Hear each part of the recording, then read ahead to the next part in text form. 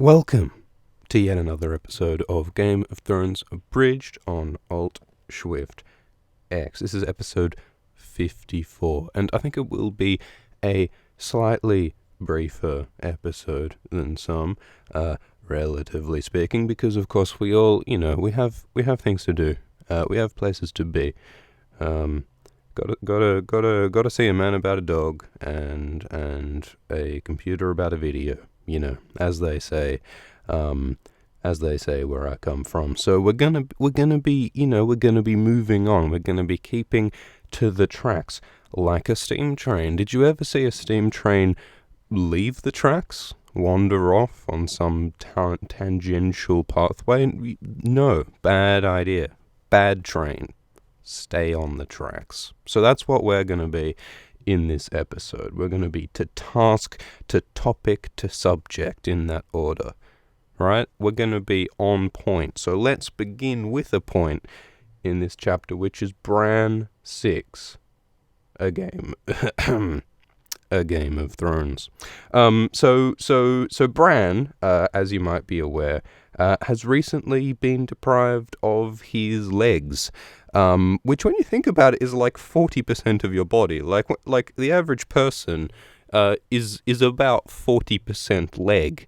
About 20% leg, and then 20% the other leg, and then collectively 40% legs is kind of what a person is, I'd guess, by mass. And so losing the ability to feel or move those legs, you've kind of lost half the ability of half of what you are. Right? Which is kind of horrifying. You're just lugging around this, dead weight of, mass around.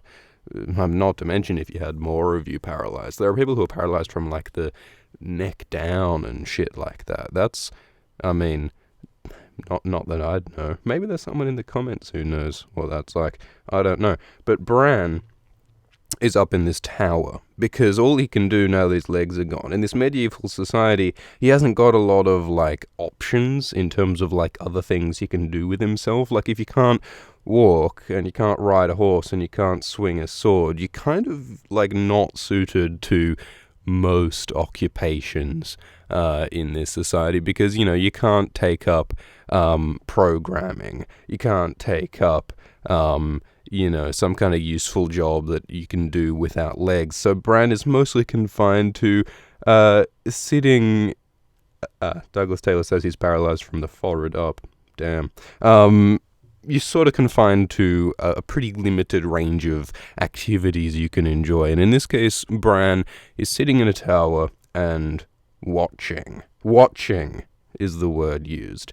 He's looking through Maester Luwin's bronze far eye, which seems to be some sort of telescope. Which in itself is kind of interesting. If the Westerosi have telescopes, they must have, astronomy, surely, right? They must be looking out at all the stars and the planets, which presumably are different to our stars and planets, right?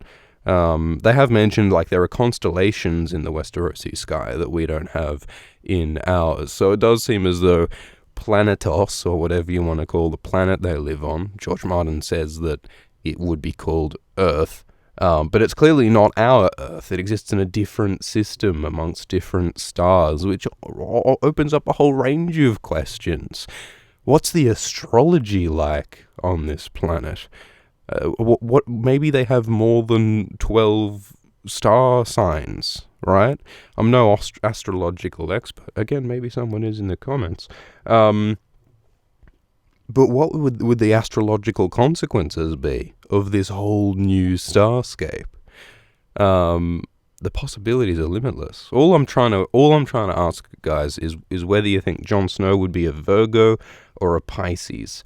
Let me know in the comments if you think Jon Snow would be a Virgo or a Pisces. As for Bran, he's a classic Taurus. So Bran is currently sitting in the tower, and he's looking in the telescope down at the stuff that's happening below, while he is separate up in his tower, locked away like bloody Rapunzel. Let down your hair. he's stuck up down there, and everyone else is down on the ground, actually doing the manly things that you're expected to do as a man in Westeros, i.e., you're expected to march, and you're expected to bang drums, and you're expected to wave swords, because that's what's happening, because the Karstarks have arrived. So what's happened is that, what with the whole Ned Stark being imprisoned and the Tullys being attacked by the Lannisters, stuff happening down south, the Northerners have decided, alright, you know what, we need to do something about this. We need to act, right? And so Rob the Lord, who's trying to be a man and trying to be a politician, he's gathering the banners. He's saying, yo, everyone in the north, since you're all sworn to us, the Starks, we're asking you to all rock up, we'll have a party, and then we're going to go and sort shit out. We're going to rescue the Ned, we're going to rescue Sansa and Arya, we're going to protect the Tullys, because of course Catelyn was originally a Tully, and we're going to put shit to rights. So that's what we're going to do, and so everyone has rocked up to Winterfell. It's Hairless Oyster. Hello. And so these are the Karstarks arriving. These are one of the last big houses to arrive, and so they're led by Lord Rickard Stark, and they also have Rickard's sons Harrion and Eddard and Torrhen. Eddard named after Ned, apparently. And all of those four blokes have some pretty rough fates. The sequence of events is that Eddard and Torrhen are killed in the Whispering Wood, I think, in that battle between Robb and the Lannisters, and then Harrion is captured, and he's taken to Harrenhal, but then he's rescued from Harrenhal, but then Lord Bolton sends him into the meat grinder at Duskendale on like a suicide mission, but then he survives that, and then he gets captured. I'm not sure where he is now, but Harrion basically has a terrible time, and Rickard, their father, meanwhile, is desperately trying to, he's grieving over the deaths of his killed children, and he's also desperately trying to get his son Harrion back, but shit doesn't work out, and basically that eventually leads him to murder those Lannister hostages, disobeying Robb Stark's orders, and so Robb Stark chops his head off. And so then the Karstarks sort of break from the Starks, and you have all that shit with like the Karstark conspiracy with Arnulf and Cregan.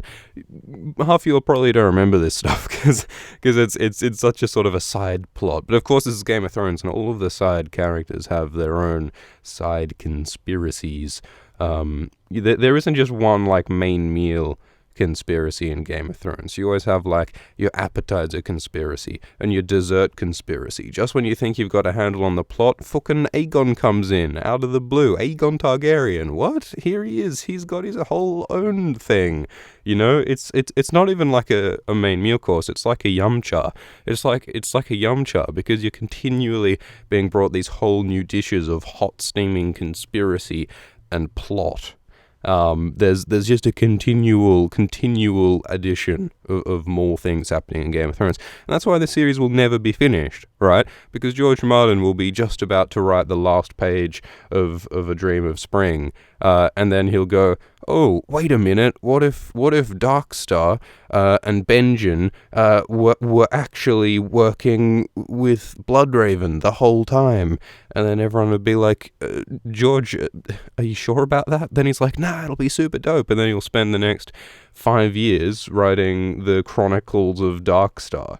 Probably not a great idea. Oh yeah, time, by the way. I see in the comments you're talking about time. And that is something that's negotiable. Because what we're doing now is 9 p.m. Eastern Time is like the streaming time. And I think that kind of makes sense. Because most of the audience, or a good half of the audience, is American. So I think it makes sense to have this on in the American evening. Because this is an evening sort of a show, isn't it? It sort of looks better outside of the daylight, I'd say. It's like that person that you bring home one night who looks great in the bar, but then maybe if you wake up the next morning and in the daylight you see some of the blemishes. Alt Shift X belongs in the dark of night, I think, to some extent. Shift X is for the daylight. Shift X is very presentable. Swift X, so maybe we should do a different time. We could talk about an entirely different time. We should hold some formal poll or something. But if we if we were to like move it like an hour earlier or like an hour later, maybe that would make a difference to people. Could you tell me in the comments if an hour earlier or an hour later would matter? And no, I'm not a Gemini. You take me for a Gemini? Would an hour... Hairless Oyster wants an hour earlier. But you know what? We won't be delaying this team terrain any longer. We will discuss this time change later. Maybe in the Facebook thing. But for now, 9 p.m. Monday, Wednesday, Friday. We're getting derailed, guys. Keep the train on tracks. Carstarks, by the way. Their heraldry is a white sunburst on a night black field. Which is interesting, isn't it? Most of the northern houses are all pictures of animals. And giants. They have like the hornwood moose and the stark dire wolf, and weaponry like the Kerwin axe and trees like the tall huts. But the Carstarks have the rather more abstract sun or like starburst, which isn't really even necessarily a sun. It just seems to represent light against darkness, the black backing of the banner, which surely has got to evoke the long night. Right, which was all about, the long night. It was the others taking over with all their darkness and stuff, and then the last hero, or Azor Ahai, or whatever, was the light that fought against the darkness. So I wonder if the Carstark sigil might somehow represent that. Although the Carstarks probably don't predate the long night, because the long night was meant to be like 8,000 years ago, whereas the Carstarks are meant to be only like a millennia or two old-ish sort of ballpark. So they probably wouldn't remember the long night more than anyone. So maybe it wouldn't make sense for them to have long night-inspired heraldry. Anyway, we are rolling along at a breakneck pace. We are on the next page. White Walkers did nothing wrong. Yes. Yeah, because the Carstarks come from the Starks. There was a bloke called like Carl Stark or something, and he did some cool shit. And so the Starks, the main Starks, gave Carl Stark a little house. They gave him a little castle. They gave him some land. And eventually, language does what language does, which is to contract the shit out of everything. Fun fact: did you know that the word everything used to be Avrithingalash, but then through the process of just people saying words over and over, it just sort of contracted to the far more convenient anything. Amazing. But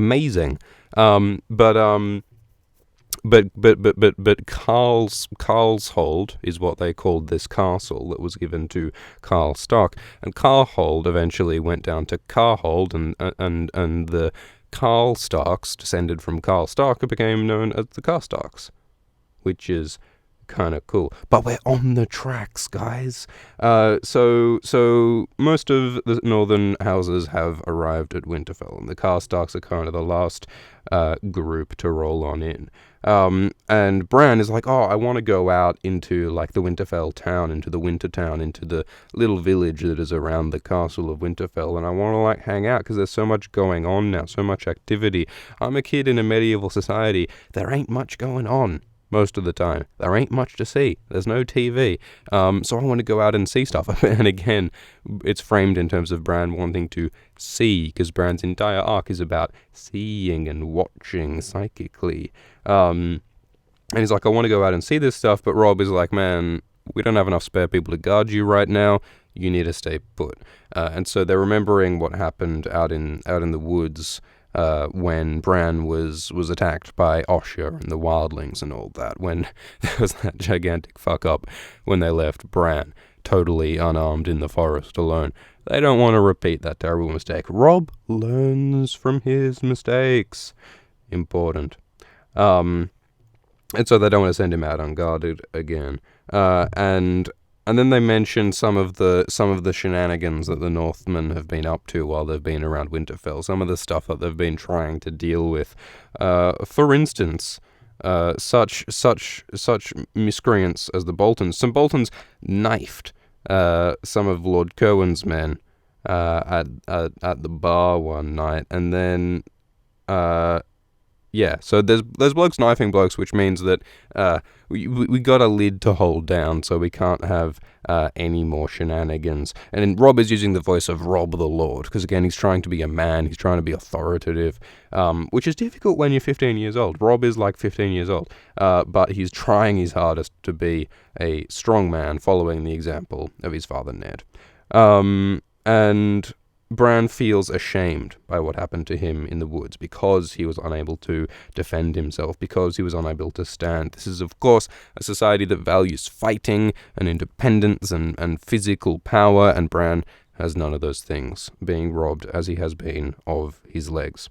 And he remembers what it was like before his legs were broken, before he fell from the tower, and how much fun it was to ride a horse and wield a sword and run downstairs, but now he can only watch. Watching is Bran's thing. And he mentioned some of the other houses that are around, the Glovers, the Hornwoods, the Tallharts, the Mormonts, the Boltons, the Kerwins, the Umbers, all of whom get embroiled in the Grand Northern Conspiracy in their various ways later on. And he talks about learning the faces and the personalities of some of the Northmen who are around, because they've all brought their hosts, by the way. It's not just the families, it's all the armies and stuff, because they're getting together to march south to war. And he recalls being looked at a bit strange by a lot of the Northmen because he's a cripple, and they aren't too cool with that. And Bran is having a conversation with Maester Luwin. He's asking about the numbers of the knights and the soldiers who are around. There are 12,000 men and a few hundred knights, because of course there aren't many knights in the north, because the north follow the old gods, whereas knights are expected to swear vows to the seven. It's more of a southern custom, a southern institution of knighthood. But, Luwin says, that doesn't mean that our non-knight soldiers up in the north are any less valiant or honourable. In fact, in some cases, they might be more. A man's worth is not marked by a Sir before his name, Luwin says, which is a nice line and quite a true one from what we see later on. And Luwin saying, and yeah, they got to get out of here sooner rather than later, because if they stay around, all these thousands of blokes at Winterfell, we're going to run out of food, because this army is eating the countryside bare, so they better leave sooner rather than later. And there are people along the road south waiting for them.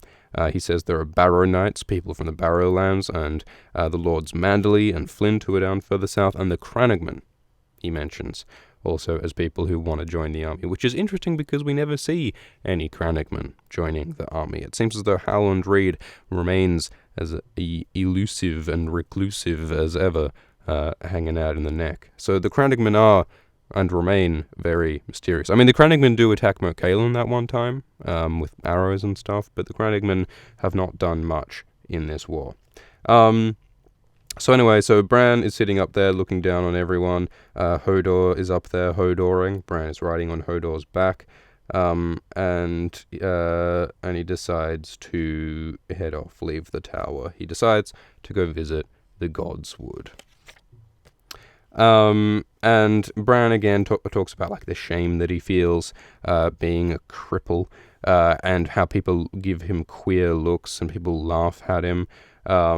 But Bran is defiant. He doesn't care if people laugh at him because he refuses to live his life in bed, which is very sort of respectable, very, very impressive to be so defiant and forthright. It's sad that he says he would not live his life in a bed, because as far as we can tell, his fate in the book seems to be to live his life in a tree. Many people expect that Bran is to become a sort of a Blood Raven 2.0. He is the new three-eyed raven in the show. And what that seems to involve, at least in the books, is becoming a part of the weirwoods and the heart tree. It's having weirwood roots grow through you. It is becoming a physical as well as a mental part of the old gods, of the weirwood net that stretches across the north, which is kind of probably worse than living your life in a bed. So Bran does seem doomed to a immobile life, sadly. Summer is around, the direwolf Summer is around, and people are less like to laugh at him when he's got his giant direwolf by his side. And Bran talks about how crowded Winterfell is, but he finally arrives at the Godswood, and we get a description of the Godswood, and it sounds quite pretty. There are lots of trees. There's the heart tree, the big weirwood tree, the sacred tree, and Hodor puts him on a rock by the little pool in front of the Godswood, and tells Hodor to go have a bath. And we get a description of Hodor's bathing habits, because that's completely essential to the plot. And then Summer sits next to Bran, and Bran feels at peace. And Bran talks about how he's increasingly finding himself drawn to the Godswood. He was always sort of like into the Godswood, but now he's especially drawn to it, which of course is probably connected to his whole relationship with Bloodraven and the old gods and his burgeoning magical connection, right? He's starting to open his third eye. He's starting to connect to the matrix of magical spoopery. And so the Godswood, being this sacred, magical, old godsy place, it's increasingly drawing him in. You wonder how much of that is like natural or real, and how much of it is Bloodraven's influence. Many people suspect Bloodraven of having a profound influence, tinkering on people's brain holes. We know that Bloodraven has been editing Bran's memories. So what's stopping him from maybe, inserting some memories, inserting some thoughts and feelings, artificially making Bran more inclined to go to the Godswood? Maybe. Thank you for the donation, Aussie Roberts. And so maybe that's a possibility. Maybe Bran's being tinkered with. That would be unethical, I would say. Traditionally, you need to get approval from an ethics board before making any kind of psychological experiments. And I would hazard a guess that Bloodraven's editing of Bran's brain would not pass the rigors of the average psychology ethics board. So let's take it from there. But yes, Bran lately has had a relationship with the old gods. He has lately been thinking and dreaming and talking with the gods. And so Bran makes a prayer. Bran prays to the old gods, and he makes a prayer. He does the thing. It's like German grammar. And Bran says, "Please make it so that Robb won't go away," which is probably one of the more risky prayers you could make, because remember, when Catelyn was worried about Bran going away to the south, the original plan was for Bran to go south with Ned and Arya and Sansa, and then Catelyn prayed, "Don't take Bran from me, let Bran stay here in the north." And what ended up happening was that Bran was pushed from the tower, broke his legs, and then he had to stay in the north. So Catelyn's prayers were answered in the most fucking horrifying way possible. And so I mean, the lesson there is be careful where you point that prayer gun, right? Be careful. I mean, always assume that a prayer is loaded. So don't point your prayer hands. When you got your prayer hands together, you're pointing them around. Usually you point them up at God or gods or whatever is your flavor. Assume that every prayer is a loaded gun. So just be careful with them. Assume that it's going to come true somehow, probably in a terrible way. And so when Bran says, "Please make it so that Robb won't go away," the gods, being what they are in Game of Thrones, they might interpret that in a terrible way. They might decide, what if we just get Vargo Host to turn up and chop off all of Robb's arms and legs? Then he wouldn't be able to go away from the north. Prayer answered. Ta-da! That might be a possibility. So Bran, all I'm saying, should be careful what he wishes for. Like that terrible. All right, tell me, guys, who's the actor in the original Mummy? What's his name again? I can never remember. Oh, and while we're at it, also, what's Ripley's actress's name? I can never remember that either. The actress who plays Ripley in Alien, and also the main guy in the original Mummy. Can someone say in the chat who those people are? I can never remember either of those. Brendan Fraser. Thank you. Brendan Fraser. And who's the Ripley actress Again, the chat is entirely full of people screaming Brendan Fraser. It's a beautiful sight. Sigourney Weaver. Thank you. Sigourney Weaver, Brendan Fraser. But Brendan Fraser, you know that movie where he had the wishes? Where he had there was that nasty lawyer lady who was the devil, and he got like 10 free wishes, and the devil kept giving him like a sandwich and shit. Remember that? That is basically how the gods work in Game of Thrones. The gods in Game of Thrones are that angry lawyer lady from the Brendan Fraser movie. That Bedazzled, yeah, it's called Bedazzled or something. What kind of name for a movie is Bedazzled? That's such a silly word in my opinion.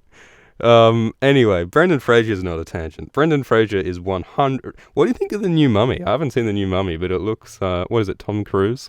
It looks like the most unnecessary reboot in history. Yeah, at a time of a preponderance of unnecessary reboots. Okay, that was a tangent, but Brendan Fraser wasn't. Alright, so Bran is making some ill-advised prayers, as most prayers are. I mean, let's be real. Prayers, when they work, it probably wasn't because you prayed. And when they don't work, they didn't work. So, I mean, prayers, just as a general rule, not the best plan of attack, but whatever keeps your juices flowing, I guess. Anyway, and they're also thinking about Rickon. So Rickon lately has been having a rough time. Rickon is like 4 years old, and he's had a pretty rough time as far as 4-year-olds go. His mother left, his father left, his sisters left, and now his big brother Rob is leaving. And a 4-year-old needs his family, right? He needs nurturing, he needs being looked after, and Rickon is getting none of that. And so he's been as wild as a winter storm. He's been all over the bloody shop. He's been bouncing off the walls like flubber. We're gonna have outdated movie references, more of them. And so Rickon's really just freaking out, bouncing off the walls. He's weeping and angry by turns. He refused to eat. He was screaming for most of one night. He punched old Nan. Can you imagine? That's awful. Who would punch? Oh. So Rickon's really off the wall. One time he disappeared for like a whole day, and then when they eventually found him, he was down in the Winterfell crypts.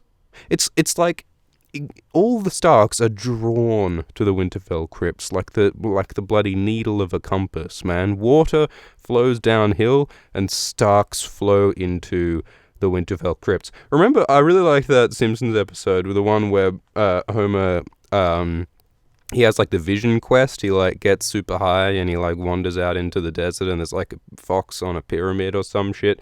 And then Marge is able to find where Homer ran off to, because Marge understands that Homer physics dictates that Homer will always drunkenly stumble downhill. And so because of the topography of the town of Springfield, thank you for the donation, Rich556, and because of the topography of Springfield, Marge was able to sort of just figure out that Homer would flow downhill to the lowest altitude point in Springfield. And by the same physics, the same way, you can figure out that Starks flow down into the crypts reliably. Jon is always dreaming about it. Bran and Rickon end up hiding down there. Everyone has these memories, these connections to the Winterfell crypts, and we still don't really know why. At the simplest level, it sort of represents, Stark history, Stark ancestry.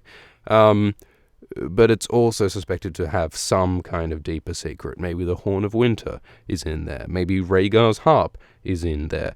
Maybe a whole plethora of magical historical instruments, musical instruments are down there. That would be like a pretty dope jam if you had like someone playing Rhaegar's harp and then someone playing the Horn of Winter as like a wind instrument. All you need is like some percussion. You need one of those drums that the Karstarks were beating earlier in the chapter. If you had the drum and the horn and the strings, Rhaegar's harp, you could make a band in the Winterfell crypts.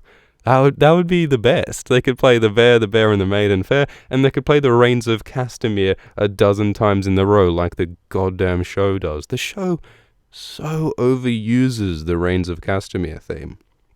It's horrible because it means that it totally loses the weight and the dramatic impact of hearing it. When you hear it every second time, it's like, ugh. Whereas if it was only used like a few times in the show for when it really matters, like the Red Wedding and other times, then you would shit yourself every time you hear it. It would actually mean something. But from the way they overuse it, it kind of doesn't. The Duncan Eggs. That would be a great name for the band. For the Crypt Quartet. Except it would be a trio, wouldn't it? The Crypt Trio. Sounds less good than the Crypt Quartet, but the Duncan Eggs. That would be a great name. Maybe the front man of the band is called Duncan Egg. Also a great name. But the point is that Rickon's a bit upset, and this is also represented in Rickon's direwolf Shaggy Dog. So Shaggy Dog has also been wild, and he's also been violent. Shaggy Dog bit Gage the cook and tore a chunk of flesh from Micken's thigh. I hope that the people who work at Winterfell have like really great like work cover, insurance, benefits, unionization, sort of stuff. I hope they're insured against like workplace hazards, occupational safety issues like having giant wolves tear bits of your legs out. I hope they're insured for that by work, because it seems pretty dangerous. Pretty dangerous workplace. One day you're having wolves tear you to parts, and then there are bloody Ironborn raiders turning up and killing people, and then there are bloody Boltons rocking up. Yeah, they need some bloody hazard pay given the danger of working at Winterfell. I hope the benefits are good. But Shaggy Dog's been off his tits, so they had to lock Shaggy Dog up in the kennels, and Rickon is crying all the more for being without Shaggy Dog. But Rickon will have plenty of time with Shaggy Dog when he ends up running off to bloody Scargos, where he can run wild to his heart's content, is what people speculate is happening on Scargos. And the sort of Rickon that we'll meet when Davos brings him back from Scargos could be pretty crazy. And so Maester Luwin, by the way, is urging Robb not to march. He agrees that you should march, but he doesn't think Robb should go himself. Presumably because of the danger. He thinks that Robb should stay at Winterfell, and meanwhile someone like Hal Mullen or Theon Greyjoy or someone should be the leader to take the army south.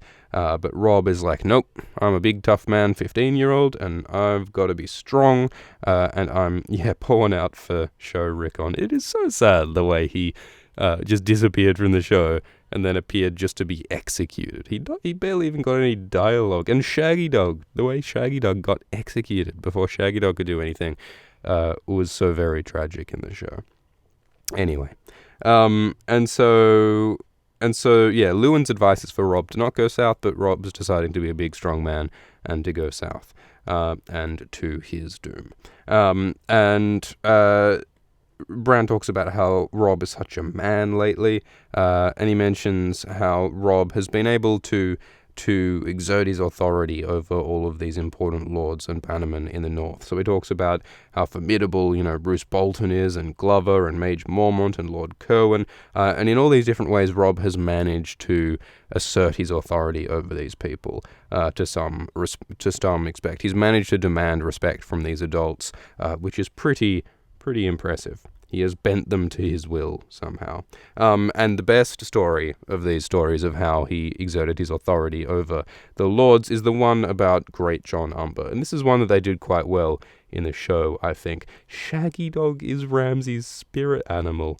You monster, SS Bueller in the comments. And basically what happened is that Great John was blustering on and making ridiculous demands and not following commands. And then Robb was like, he whispered a little word to his mate, Grey Wind, and then Grey Wind tore off two of Great John's fingers when he threatened to pull out his sword and to start waving it around and threatening violence against his liege lord, which is a pretty serious crime. So Rob's response was to get a couple of people to get. Oh God, it is so hard to pay attention to the comments and to speak at the same time. I'll try better. But then Greywind rips off 2 of Greyjohn's fingers. And then Greyjohn's response is not to be horrified or angry, it is to laugh. And when Robb Stark makes the witty response saying like, oh, well, you were pulling out your sword to kill me, but I'm sure you were only intending to cut my meat for me, because they were having dinner. And then Greatjon laughs and says, your meat is tough, and then becomes Robb's most loyal follower from there on.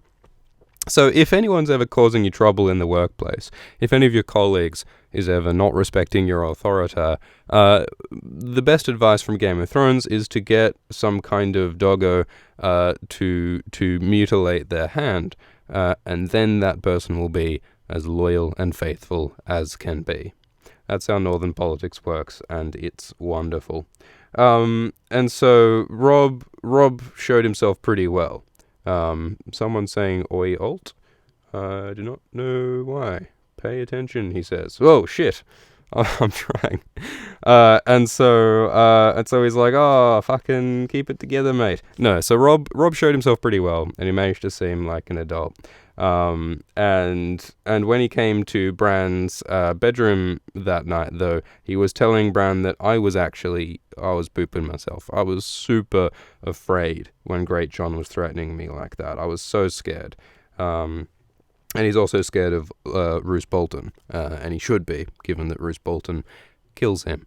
But Robb has this duality where on the one hand he's successfully seeming really tough and authoritative, but deep down he's actually a scared boy, as are we all, except those of us who are scared girls, and except those of us who are scared non-binary individuals, or those who are whatever else you want to be. And they all wish Father was here. They all wish that Ned Stark was here, because he is the man that they look up to in Winterfell. But no one seems to know what the deal is. That's the cruelty of living in this medieval Westeros. They don't have Twitter, so they don't know what's going on moment to moment, and there's lots of rumours. Some people say that Ned Stark is dead. Some people say that Ned Stark ran off with Renly. Some people say that Ned Stark killed the king, Robert. Some people say that Rhaegar Targaryen has returned from the dead. And was massing a host on Dragonstone. So that's one of the tinfoil theorists within this book, which is great.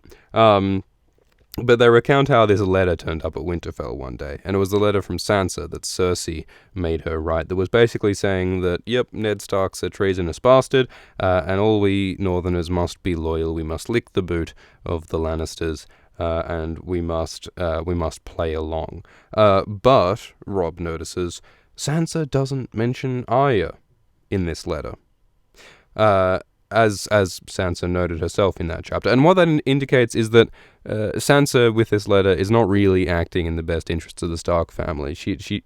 I mean, either the letter wasn't written by her, or it just doesn't represent caring about the Starks enough. And so Robb decides that, well, we've got to disregard this letter, because if she's not mentioning Arya, she can't have sort of Stark interests at heart. There must be some kind of flimflammery going on, as indeed there is, because Sansa's being cajoled by Cersei, and also she's acting out of the hope of eventually marrying King Joffrey. So, yeah. And then Bran makes a really interesting comment. Bran said, Robb's like, what's wrong with Sansa? What's wrong with the girl for not mentioning Arya? And then Bran says, she lost her wolf. So there's enormous symbolic importance to the fact that Sansa Stark lost her dire wolf, Lady. Lady was executed, and apparently thereby Sansa lost her symbolic connection to the North, to magic, and to the Stark family. Sansa somehow seems less Stark after the death of Lady, which is tragically sad.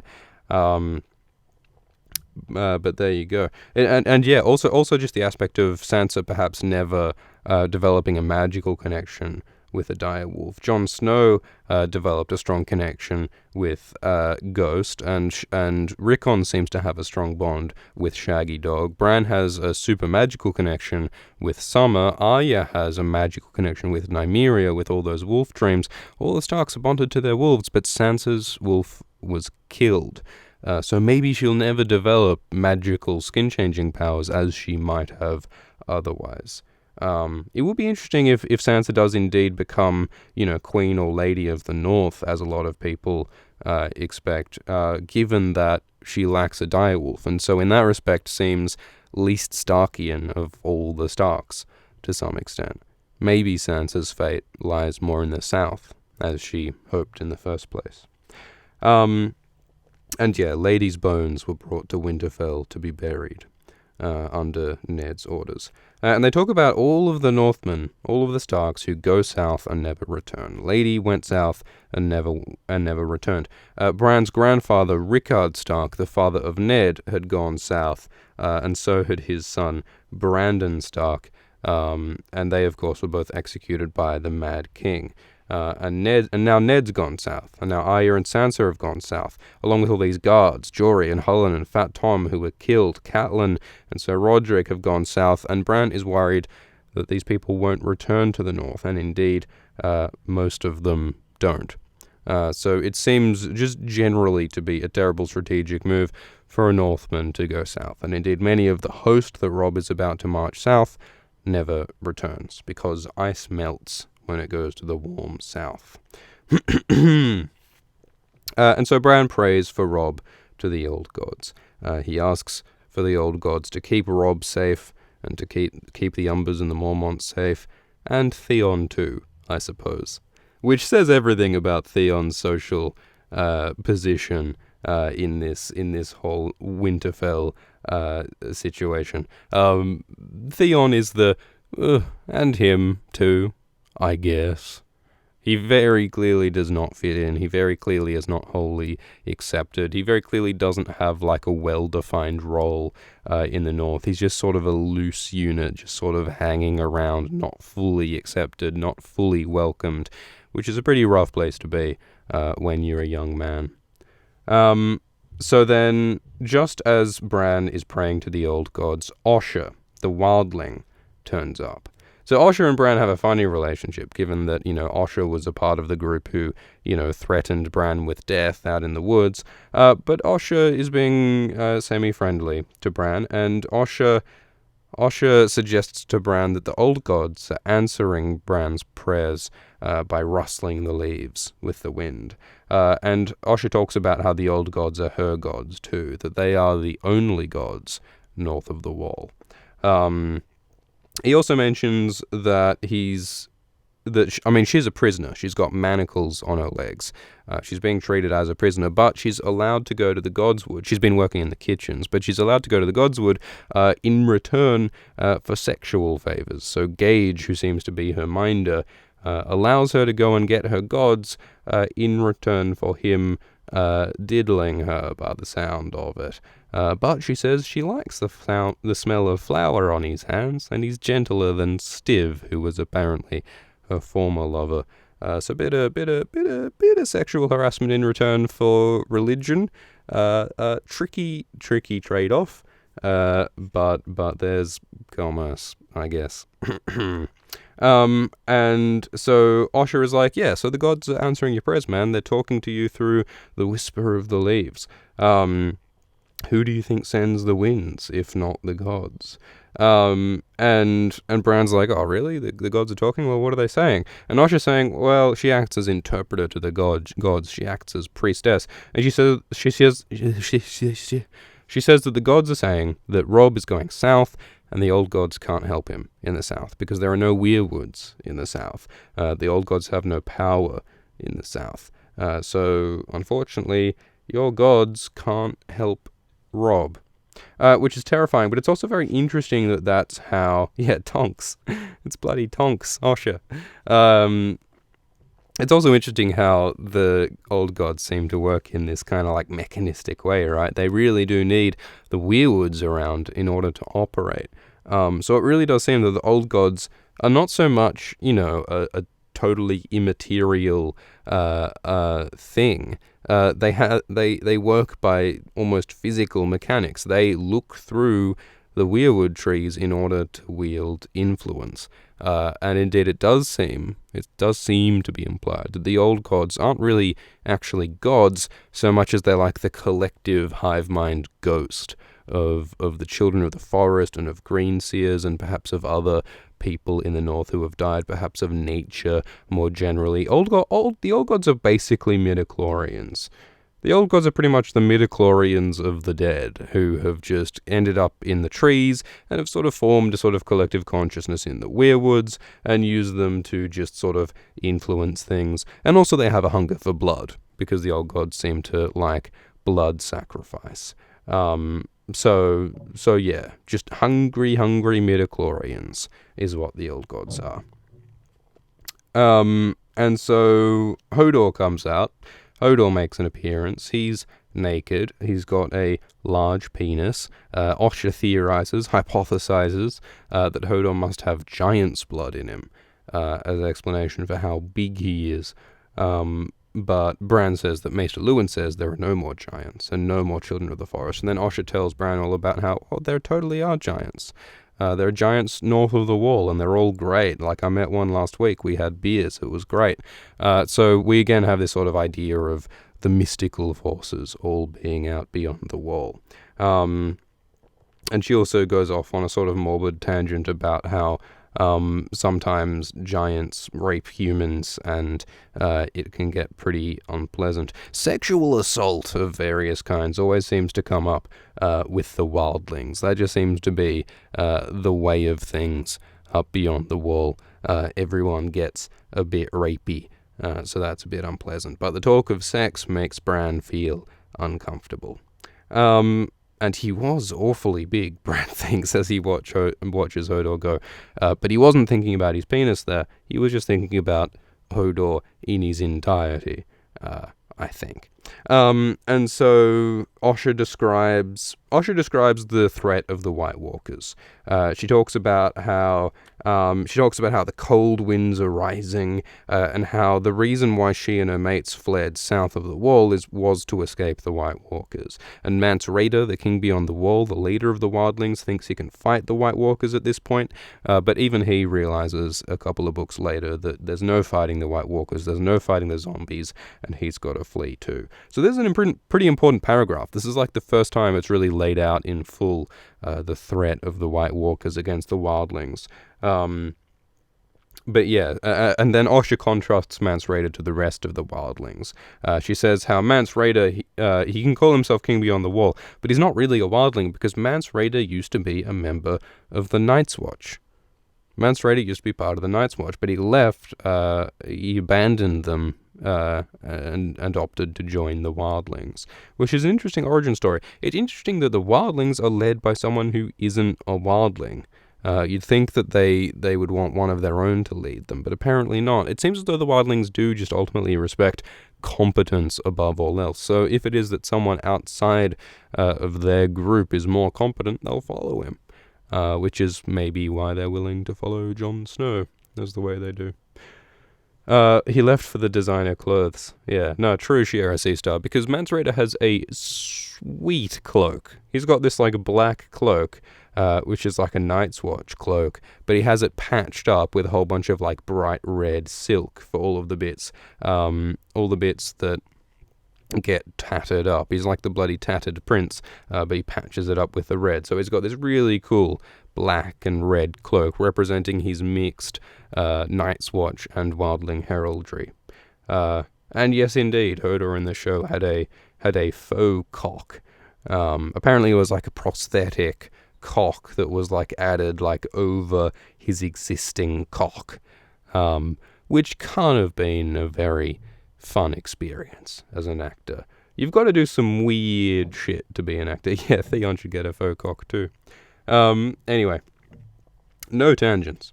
And so Osha basically concludes by saying that Robb is marching the wrong way. The real threat is the White Walkers in the north. That's where he should be sending his swords. The White Walkers are the climate change that everyone's ignoring. They're devoting their resources to petty infighting when they should be devoting resources to doing what actually protects everybody. But alas, there are still climate skeptics who do not believe that winter is coming. And so Rob's busy, so Bran has to act the host to the Karstarks, who have come for a little feast in Winterfell. And Bran welcomes the Karstarks to the feast, but then he overhears some of the Karstarks saying that they would rather die than live a cripple, like Bran, which is the same sentiment echoed by Jaime.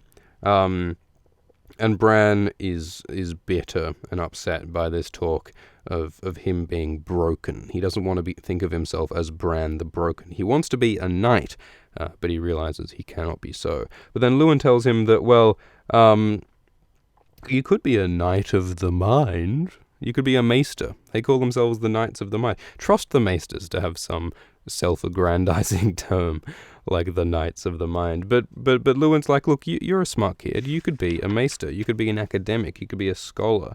You could learn all sorts of things. But Bran's like, I don't want to learn about astronomy and castle building and seasons and shit. I want to learn magic, yo. The Three-Eyed Crow promised that I would fly. So Bran is consciously aware of the whole of the visions that he's had. Luwin assumes that it's just some dumb dream, but Bran recognizes for what it is, which is serious, magical shenanigans. Shenanigans. And Luwin's like, look, magic ain't real. Sorry, bro. That Osha chick was just talking nonsense. There is only physical reality. There's only science. There is no magic. And everyone who's ever said that in a work of fiction has been wrong. And then Rob leaves. Rob heads off. Rob heads south with his army and to his doom, and leaves Bran in charge as the Lord of Winterfell. And Bran is terrified by that. He feels little and alone and scared. But he figures he can listen to Luwin's counsel. The Maester Luwin has lots of power. Grand Maester conspiracy, anyone? Except Luwin's a good sort. Everyone knows Luwin's a good sort. And then Rob decides to go south. And Bran had wanted to warn Rob about the whole White Walker thing that Osha said, but he never sort of gets the chance to tell Rob about the White Walkers, and so he goes south unwarned. And Rickon is also very upset that another person is leaving. And so they head off. Bran is left behind as Bran the Broken, and he ultimately feels quite afraid and lonely and lost. And Hodor sadly says, Hodor, and then Bran agrees and says Hodor and wonders what it means. So that seems innocuous enough if this is the first time you're reading this book. But Bran, we now know what Hodor means. We know that Hodor means hold the door, and that Bran inflicted some kind of brain fuckery on Hodor in a similar way that Bloodraven edited Bran's memories. Bran made alterations to Hodor's brain. And Bran is not as skilled a neurosurgeon as Bloodraven. It ain't rocket science, it's brain surgery. Bloodraven was very practiced and very skillful in his careful removal of Bran's memory of being pushed from the tower. He put his scalpel smoothly and finely right around the what's the memory bit again? The temporal lobe, the hypoda something. He removed Bran's memory without doing too much damage to the rest of Bran's brain, whereas Bran was doing brain surgery, just sort of improvising on the fly for the first time ever. He was just sort of rifling around messily, just sort of pulling chunks of brain out of Hodor, just getting his hippocampus maybe, just getting, like Bran went like elbow deep into Hodor's brain. He just reached right in there and just grabbed onto like the motor area of the brain and just steered it around, just really hammering around at Hodor's old brain. And Hodor's brain couldn't take it. and it turned into mush, and now all he can say is Hodor. Bran destroyed Hodor's brain, but he did it from the future, which means that Bran in the past does not understand the full consequences that he inflicted on his friend Hodor, and there is something deeply uncomfortable about all of that. But the moral of the story is, next time you do some brain surgery, just at least read the user's manual first. Don't improvise it on the fly unless you really have to or really want to. I think that is some good advice to end this episode with. This was episode 54 of Game of Thrones Abridged on Alt Swift X, reading Bran 6, A Game of Thrones. Thank you all for coming to the live stream. Thank you all for listening. And now it's time to go and get a video done. We're not gonna play Guess the Tune again. That was a fun game though, wasn't it? I'm still not entirely sure if that South Park tune, Cash for Gold, is the same tune as the one I was doing before. But I think it was something similar. But yeah, Facebook group, I'm aware of that. Some people are very passionately in support of the Facebook group. Some people are very against the Facebook group. I think we should make some in some nicer platform. Some people have suggested a subreddit. That's a bit impersonal, I think. We'll work something out. There might be a Discord. A Discord might be good at some point. I like the idea of almost doing like a talkback radio thing where we can have like a Discord group, and then one of y'all could like go into the Discord, and then I could put the Discord, like one person on the Discord, into the live stream, so you could like speak on the live stream, and we could have like a talkback radio type thing, conversation. That I think would be cool. But yeah, we'll work something out for the group. But in the meantime, let's all go and have pleasant days. That's the plan. So thank you for listening. Thank you and good night. See you guys.